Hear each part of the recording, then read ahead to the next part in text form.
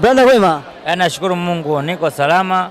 Niko kwenye sherehe ya mdogo wangu na enjoy. Una enjoy? Na enjoy. Safi sana. Inapendeza sana. Mdogo wako nani? Bibi harusi, bwana harusi?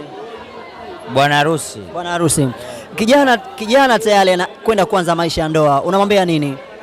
Namshauri atulie, kaingia kwenye mfumo kwa sababu kaka yake nitangulia. Nitajitahidi kumpa njia za kupita. Kwa nini mfumo tena?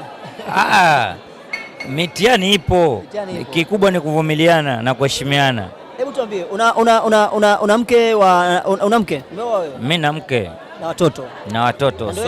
Watoto. Okay, kama ulivyosema maisha ya ndoa yana changamoto. Ni kitu gani ambacho unaweza kumwambia zaidi ajichunge nacho asije akakifanya kwenye maisha yake ya ndoa? Kwenye maisha ya ndoa kama nilivyokuambia, kikubwa ni kuheshimiana. Ni kuheshimiana. Ajua mwanamke ni mdhaifu. Ana madhaifu yake, pia na sisi wanaume tuna madhaifu yetu. Kikubwa ni kuheshimiana. Okay. Mara nyingi ndoa huwa zinafungwa, hazifiki mbali, zinavunjika. Unahisi tatizo ni nini?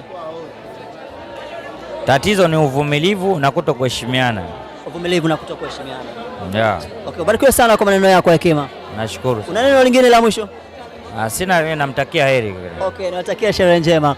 Na mzee wangu, una neno gani kwa maharusi wetu siku leo? Mimi ninachoombea Mwenyezi Mungu awajalie maisha yaende vizuri, wavumiliane kwenye ndoa. Okay. Maisha kwenye ndoa kuna changamoto nyingi sana. Usione tu watu waishi kwenye ndoa ndani ya nyumba. Huwa kuna changamoto za hapa na pale, ila wanavumiliana tu.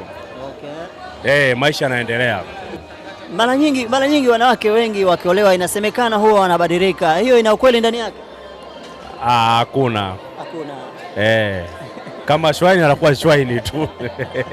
Asante sana mzee wangu. Kashaingia kwenye chama na akaribie. Akaribie, namkaribisha sana. Okay. Unatisha sana. Awe na subira. Unatisha sana. Bwana, zingatia awe na subira na awe mvumilivu. Unatisha sana.